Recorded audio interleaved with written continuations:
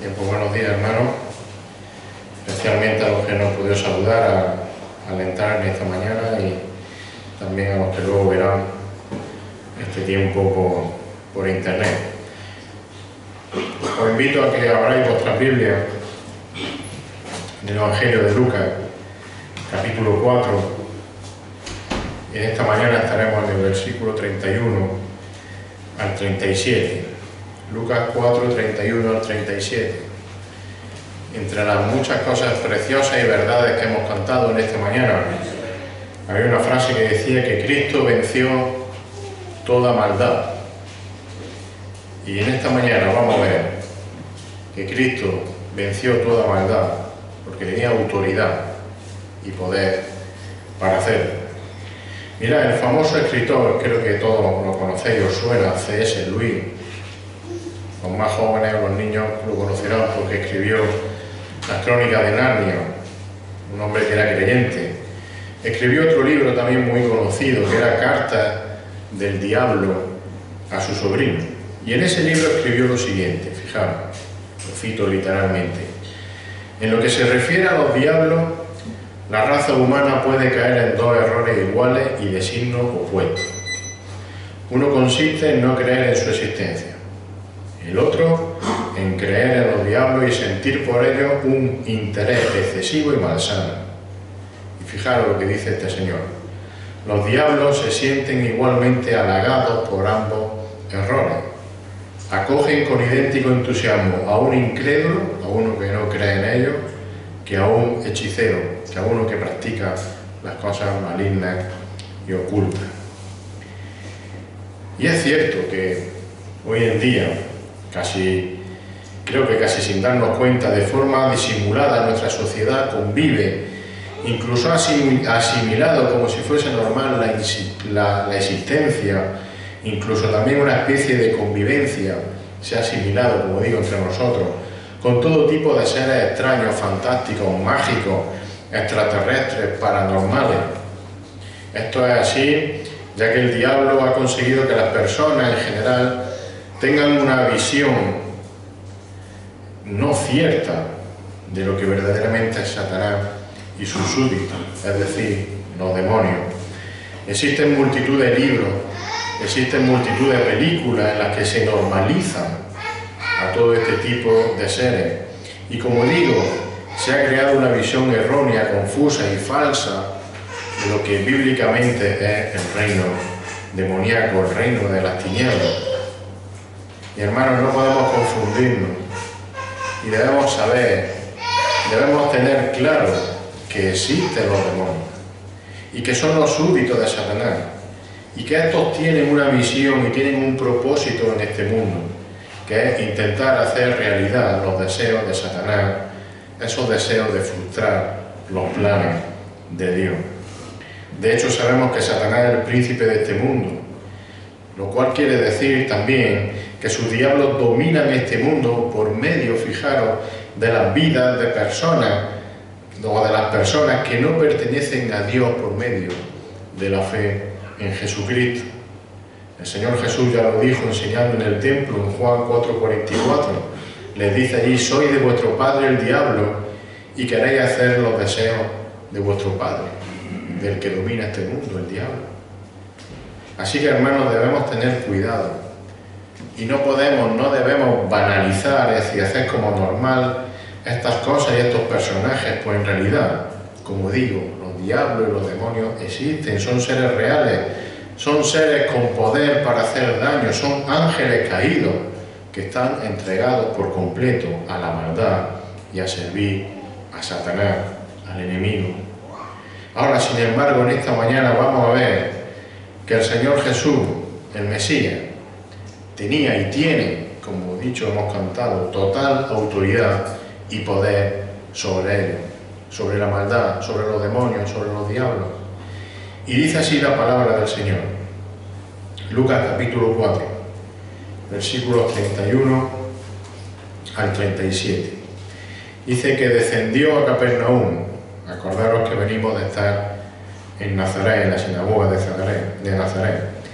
Descendió a Capernaum, ciudad de Galilea, y le enseñaba en los días de reposo, y se admiraban de su enseñanza, porque su mensaje, su palabra, era con autoridad. Y estaba en la sinagoga un hombre poseído por el espíritu de un demonio inmundo, y gritó a gran voz: «Déjanos, ¿qué tenemos que ver contigo, Jesús de Nazaret? ¿Has venido a destruirnos? Yo sé quién eres, el Santo de Dios». Versículo 35, Jesús entonces lo reprendió, diciendo: «Cállate y sal de él». Y después que el demonio lo derribó en medio de ellos y salió de él, del hombre, sin hacerle ningún daño, y todos se quedaron asombrados y discutían entre sí diciendo: «¿Qué mensaje es este? Porque con autoridad y poder manda a los espíritus inmundos y salen». Versículo 37, y su fama se divulgaba por todos los lugares de la región circunvecina, por todos los alrededores. Que el Señor bendiga su palabra. Hasta este momento que llegamos a este versículo 31 del capítulo 4, el evangelista Lucas, recordad, ha estado centrado en presentar al Señor Jesucristo como Mesías, como el Hijo de Dios y como Salvador. Recordad lo que estuvo enseñando y predicando en Nazaret en el último pasaje. Pero a partir de ahora, de Lucas 4:31, durante todo este capítulo 4 y durante todo el capítulo 5, Lucas nos va a mostrar el poder de Jesús a través de varias acciones y de milagros. Un poder sobre todo y sobre todo. Un poder sobre lo físico y sobre lo espiritual. Un poder, como veremos en esos pasajes, sobre la religión y los religiosos, sobre enfermedades, sobre la naturaleza, sobre la muerte y, por supuesto, como acabamos de leer, sobre los demonios. Y podríamos preguntarnos, ¿por qué precisamente empieza Lucas mostrando, en estos textos, empieza mostrando el poder y la autoridad de Jesús sobre los demonios? Quizá hubiese sido más llamativo, más bonito, no sé la palabra, haber empezado por unos milagros más espectaculares como luego hizo, como curar leprosos, como hacer andar a los cojos, como darle vista a los ciegos, como andar por la agua, alimentar a 5.000 personas con un poco de pan y unos peces, resucitar muertos. ¿Por qué una victoria sobre un demonio? Lucas empieza mostrando el poder y la autoridad de Jesús sobre el reino de Satanás y sus diablos por una razón muy importante. Acordémonos del pasaje anterior a este, ya lo he dicho. Jesús estuvo predicando en la sinagoga de Nazaret. Y si os acordáis, ¿qué leyó? ¿Qué predicó Jesús en aquella sinagoga de Nazaret? Isaías 61. Y entre las distintas cosas que leyó y que enseñó aquel día, acordaros del versículo 18 del capítulo 4, un poquito más para arriba.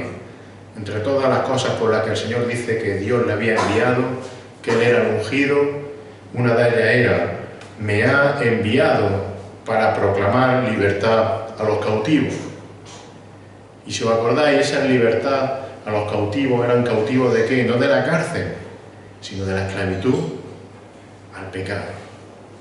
Esclavos del pecado. Me ha enviado a liberaros de la esclavitud del pecado, de la esclavitud a Satanás, de la esclavitud al reino de las tinieblas. Entonces, si Jesús tenía que liberar a aquellos que están cautivos por el pecado, es decir, cautivos de Satanás, cautivos de sus huestes de demonios, entonces Jesús tiene que tener autoridad y poder sobre Satanás y sus demonios para vencerlos y de esa manera poder liberar esa alma oprimida de aquellos que son salvos. Como escribió Pablo a los Colosenses, y este texto lo vamos a leer varias veces en esta mañana, Colosenses 1:13, porque Él, el Padre, nos libró del dominio de las tinieblas y nos trasladó al reino de su Hijo amado, en quien tenemos redención, el perdón de pecado. Recordad, perdón de pecado, libertad a los cautivos de la esclavitud al pecado. Lo veíamos en el texto anterior.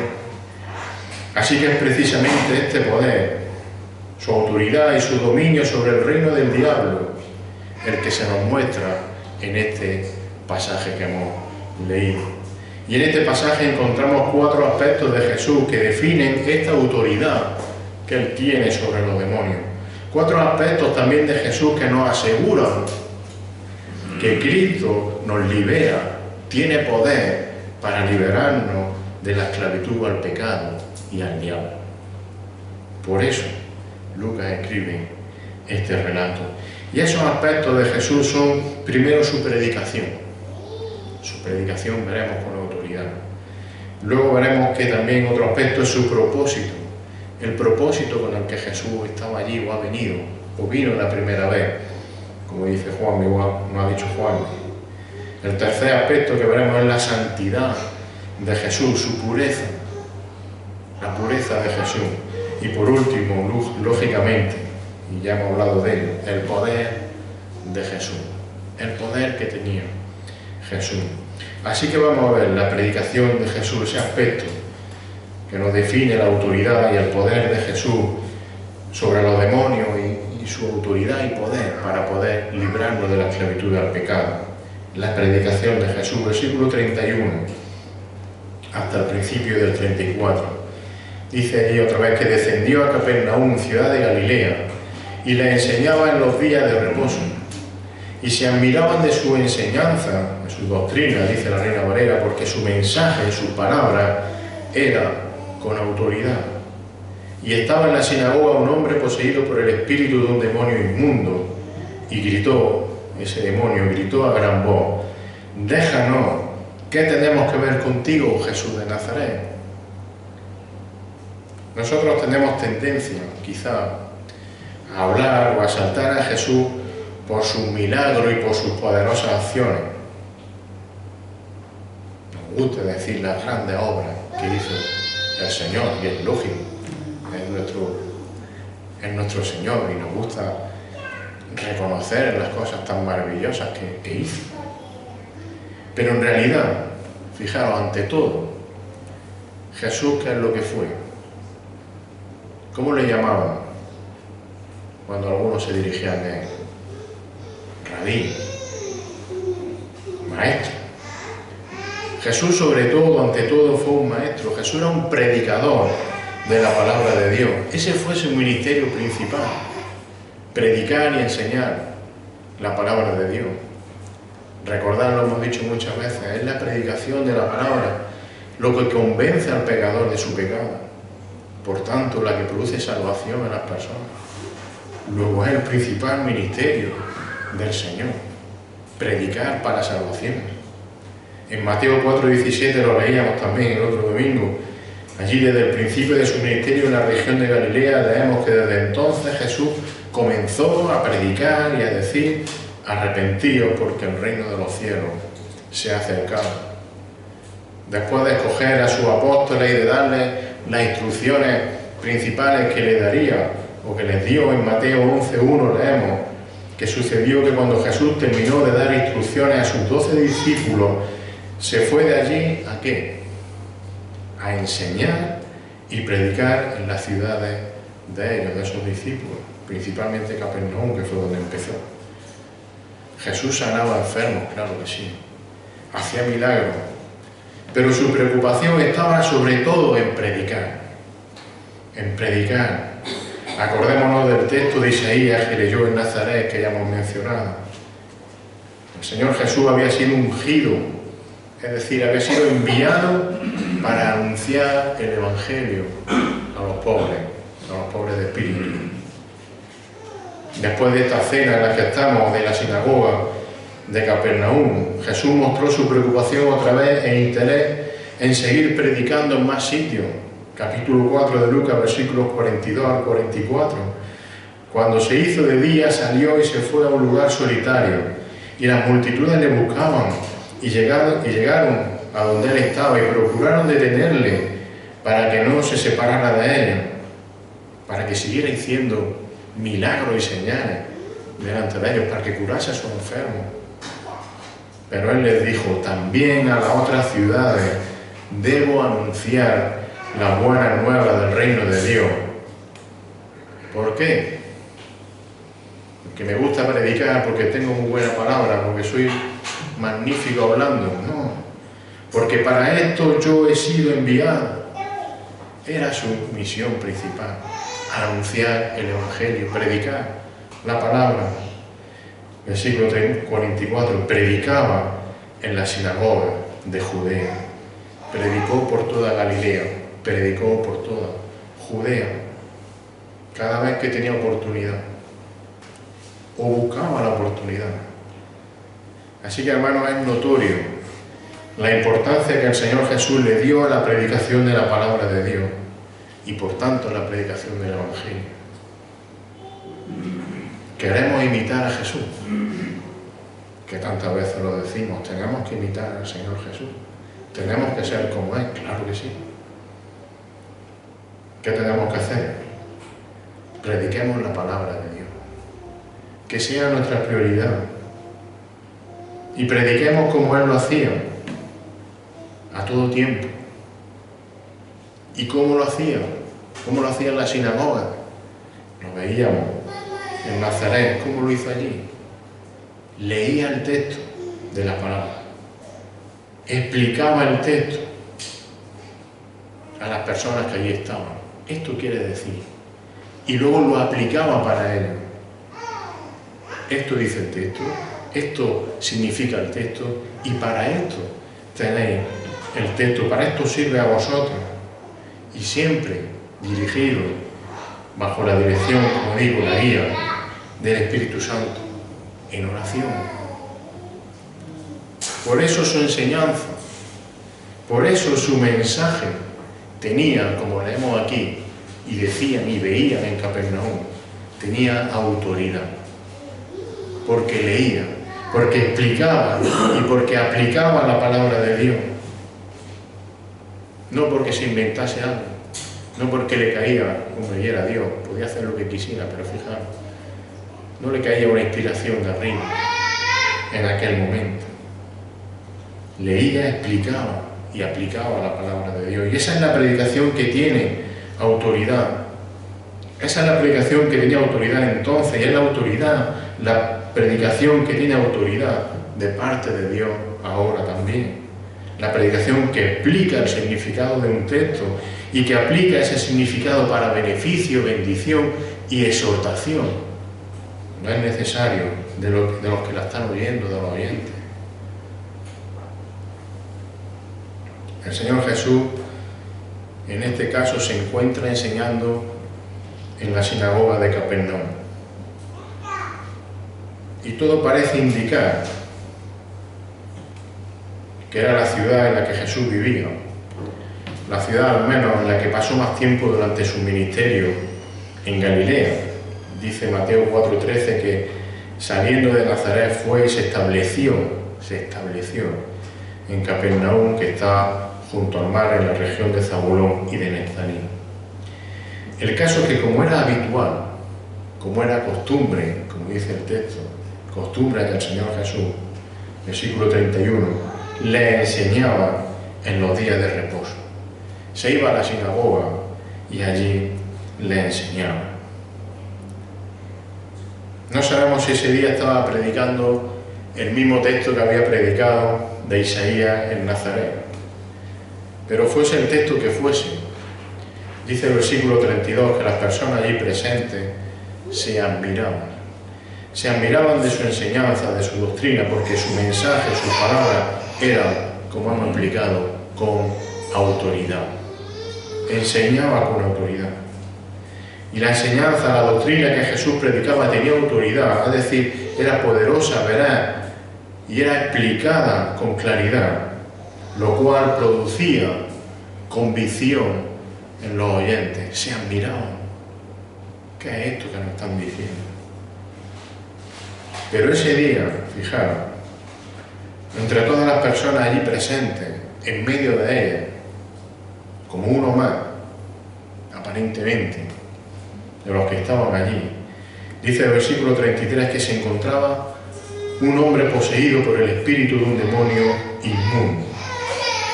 Es decir, había un demonio que estaba dentro, que estaba morando en el cuerpo de un hombre aparentemente normal. No estaba ahí echando espuma por la boca, ni pegando gritos, ni era uno más de los que estaba allí. Un hombre normal. Bueno, cuando digo normal, hay que aclarar que esa persona era una persona que no había sido regenerada y salvada por el Señor. Por lo demás era normal. ¿Por qué digo esto? Porque un verdadero creyente, un verdadero hijo de Dios, no puede ser poseído por un demonio. Un verdadero hijo de Dios, entre otras cosas, fijaros, como le dijo Pablo a los Corintios en 2 Corintios 6, 16, es templo del Dios vivo. Dice 2 Corintios 6, 16, porque nosotros somos el templo del Dios vivo. Así que donde habita el Dios vivo, donde ya habita Jesús, donde ya habita el Dios Santo, Cristo, no puede habitar su enemigo, el diablo, y por tanto ninguno de sus súbditos, ningún demonio. De hecho, también como Pablo, y lo hemos leído antes, escribe a los Colosenses, Colosenses 1:13, porque Él nos libró del dominio de las tinieblas. El Padre ya nos libró de ese dominio de las tinieblas. Luego no puede haber un demonio habitando dentro de un verdadero hijo de Dios. Así que volvemos a la sinagoga de Capernaum, aclarado esto de que un creyente no puede estar bajo posesión de un demonio. Allí sí había un hombre que en su interior habitaba un demonio. Y la poderosa predicación de Jesús causó, como hemos dicho, admiración y asombro en las personas que le escuchaban en aquella sinagoga. Admiración. Eso fue lo general en todas las personas. Pero la reacción del demonio que habitaba en aquel hombre fue completamente distinta. Dice el texto que el demonio gritó a gran voz, exclamó, leemos en la Reina Valera. Es decir, que ese gritar, ese exclamar, es un grito de espanto, es un grito de temor, el que tenía aquel demonio al escuchar las palabras de Jesús. El demonio estaba sintiendo el poder de la presencia del Hijo de Dios, que había venido al mundo a derrotar al reino de las tinieblas y a liberar a muchos cautivos de la esclavitud del diablo, es decir, a traer salvación. Jesús estaba allí predicando el Evangelio, un Evangelio que consistía en que Cristo había sido enviado a este mundo por el Padre para liberar a los pobres de espíritu, acordados, para darle vista a los ciegos espirituales y para liberar a los prisioneros y a los oprimidos por su pecado. Y el demonio que él sabía todo eso. Así que este es un mensaje de esperanza el que el Señor Jesús estaría ahí predicando, un mensaje de esperanza para el hombre pecador, un mensaje de esperanza para los hombres, pero era un mensaje de derrota para el reino de las tinieblas, por lo que el demonio grita con desespero, exclama, grita, versículo 34, déjanos, ¿qué tenemos que ver contigo, Jesús de Nazaret? ¿Qué tienes que ver con nosotros? ¿Qué tienes contra nosotros? ¿Por qué nos estás atacando? Le está diciendo el demonio, aquel demonio es Jesús. Porque el demonio, como cualquier otro demonio, sabía perfectamente quién es Jesús de Nazaret. Jesús de Nazaret es el Hijo de Dios, es Dios hecho hombre, es la segunda persona de la Trinidad y por tanto tenía y tiene absoluto poder y autoridad sobre ese demonio y sobre todo el ejército de demonios de Satanás. Así que la predicación con la autoridad de Jesús muestra su poder y también su total autoridad sobre el diablo y sus demonios. Por eso, fijaros, podemos nosotros estar seguros de que Cristo tiene poder para librarnos de la esclavitud del pecado. Y como hemos leído esta mañana, tiene poder absoluto para lo que el Padre le ha dado, no se pierda en ningún momento. ¡Qué maravilla, hermano! Una victoria sobre un demonio, lo que implica. Y el siguiente aspecto de Jesús que nos muestra su poder y su autoridad sobre los demonios, y que por tanto tiene poder para librarnos a nosotros de la esclavitud al pecado, era el propósito de Jesús. Y es solo una frase a mitad del versículo 34 y la grita el diablo con una pregunta: ¿has venido a destruirnos? ¿Has venido a destruirnos? Sí. El diablo gritó a gran voz con terror, no solo porque sabía quién era Jesús, sino que también porque sabía perfectamente lo que Jesús iba a hacer con él y con todos sus compañeros, podemos decir. En la primera carta de Juan, en el capítulo 3, en el versículo 8, se nos dice con total claridad el propósito que Dios tiene para el diablo y para los suyos. Un propósito que iba a ser ejecutado por Cristo, por el Mesías. Dice primera de Juan 3:8, el Hijo de Dios se manifestó, se reveló, vino, se hizo hombre, podemos añadir nosotros, con este propósito, dice primera de Juan, para destruir la obra del diablo. Cristo venció toda maldad, hemos cantado. Así que la pregunta a gran voz y con gran temor de este diablo es lógica: ¿has venido a destruirnos?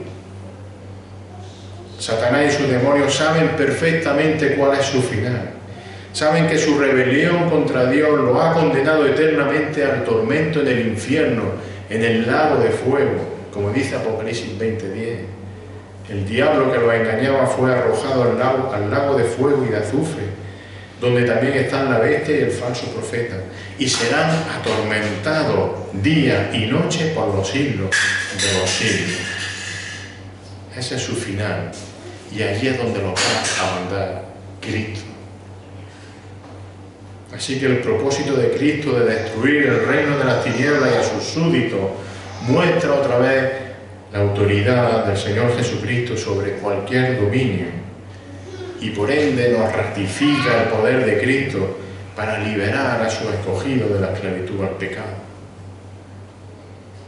Y el siguiente aspecto de Jesús que nos muestra su poder y su autoridad sobre los demonios, su poder para liberarnos de la esclavitud al pecado, es su pureza, su santidad.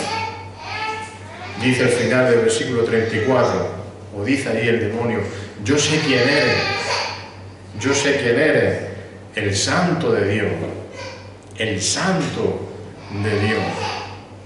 Como ya hemos dicho, los demonios saben, conocen, tienen muy claro quién es Jesús. Y ante la presencia del Señor Jesús, al escuchar su predicación con autoridad, el demonio reconoce y grita: ¿quién es este Jesús de Nazaret? Yo sé quién eres, el santo de Dios.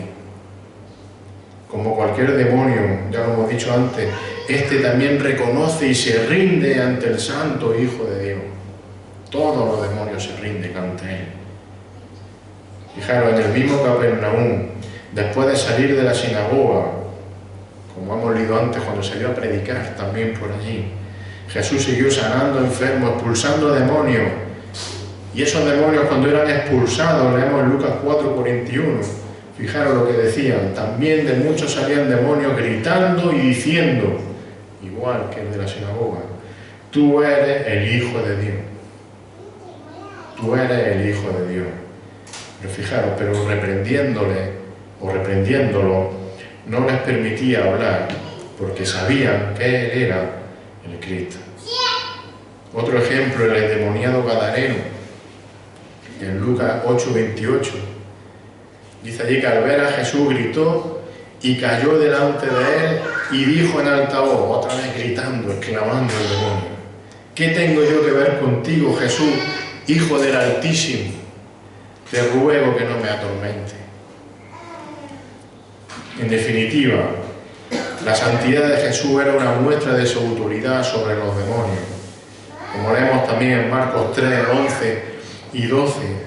Y siempre que los espíritus inmundos le veían, solamente con verlo, caían delante de él y gritaban diciendo: tú eres el Hijo de Dios, tú eres el Santo Hijo de Dios. Fijaros, el Señor le decía, le advertía con insistencia que no revelaran su identidad. Cristo tenía y Cristo tiene autoridad sobre los demonios. Lo estamos viendo. Pero fijaros, Lo acabamos de leer en Marcos. Lo hemos leído en Lucas 4:41.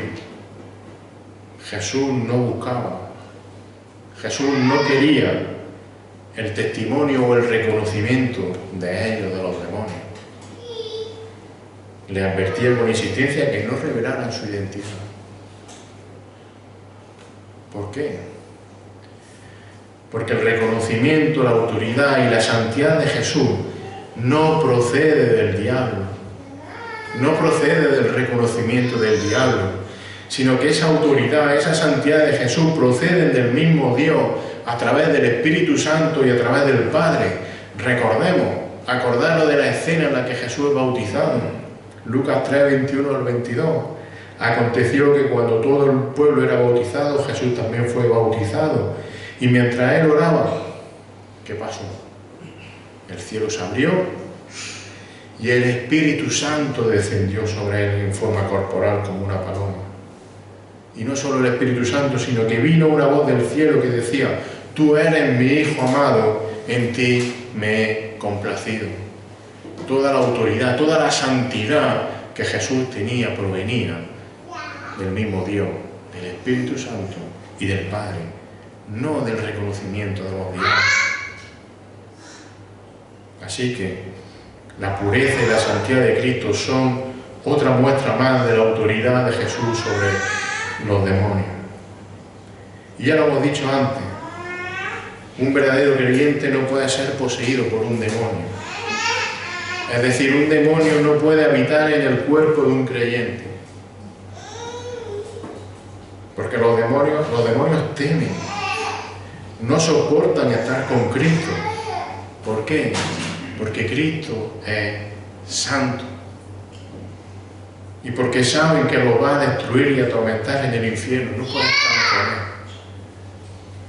Hay por ahí, por desgracia, personas dentro de supuestamente iglesias que se dedican a expulsar demonios dentro de creyentes. Lo siento. La maldad no puede estar donde está la santidad. ¿Lo entendéis? Por implicación, si Cristo vive en ti, un demonio te puede tentar, sí, a mí cada 10 segundos, por desgracia. Pero nunca va a entrar a morar, a vivir, donde ya está Cristo. ¿Lo entendéis? El asiento, el sofá, la butaca ya está ocupada por Cristo. No puede venir otro, no puede venir el enemigo a ocuparla. ¿Veis qué precioso? Gálatas 2:20, que lo sabéis de memoria. Con Cristo he sido crucificado. Ya no soy yo el que vive, sino que Cristo vive en mí. Y la vida que ahora vivo en la carne, la vivo por fe en el Hijo de Dios, el cual me amó y se entregó a sí mismo por mí.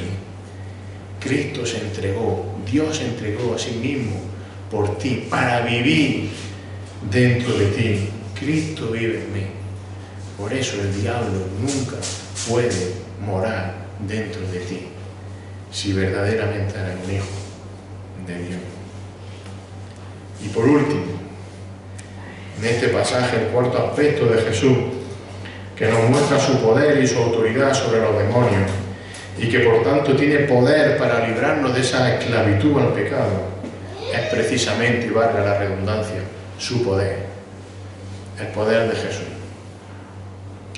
Versículo 35, Jesús entonces lo reprendió diciendo: cállate y sal de él. Cállate y sal de él. Y después que el demonio lo derribó en medio de ellos, salió de él sin hacerle ningún daño. Y todos se quedaron asombrados y discutían entre sí diciendo: ¿qué mensaje es este? Porque con autoridad y poder manda a los espíritus inmundos y sana. Y su fama se divulgaba por todos los lugares de la región circunvecina. Como hemos dicho antes, Jesús no buscaba la publicidad, por así decirlo, por parte de un demonio. No la necesitaba, no la quería. Así que cuando empieza a gritar este demonio, todo lo que le estaba gritando ya al Señor, el Señor Jesús le reprende y solo le dice una cosa: cállate y sal de él.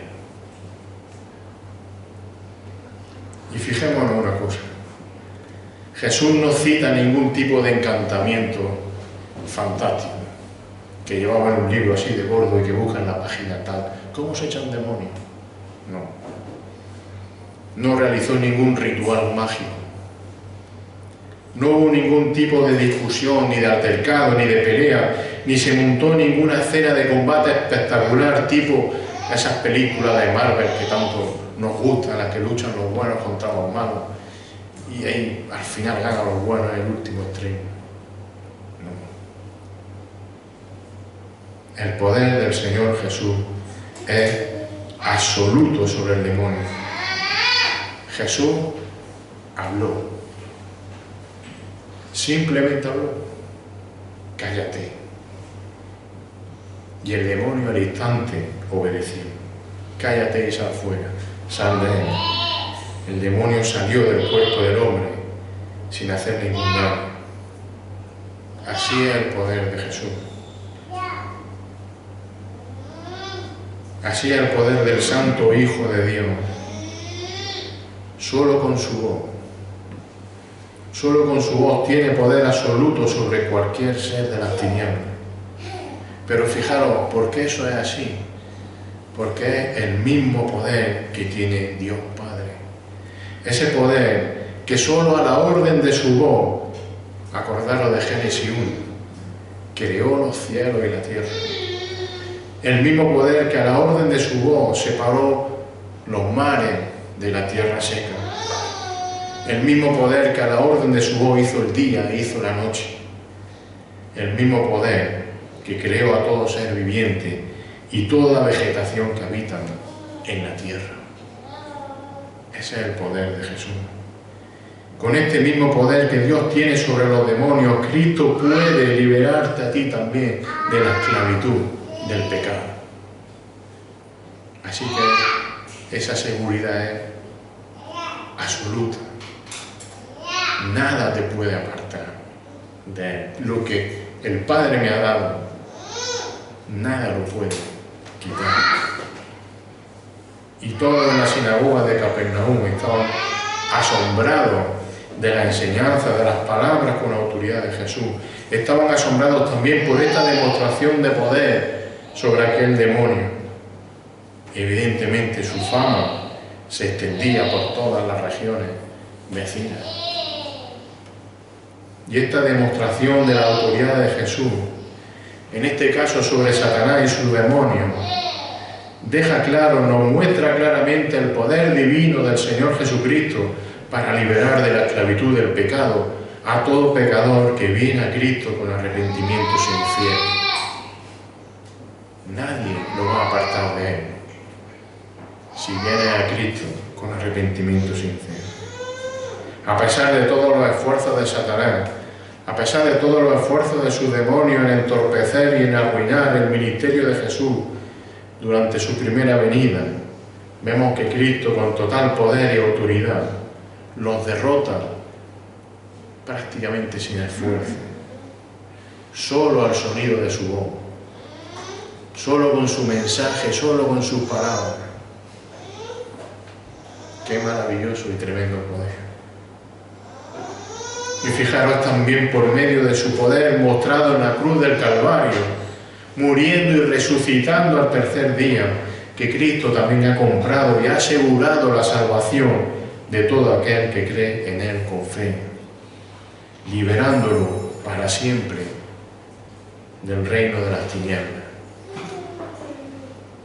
Recordemos otra vez Colosenses 1:13, porque Él, el Padre, Dios, nos libró del dominio de las tinieblas y nos trasladó al reino de su Hijo amado, en quien tenemos redención, el perdón de pecados.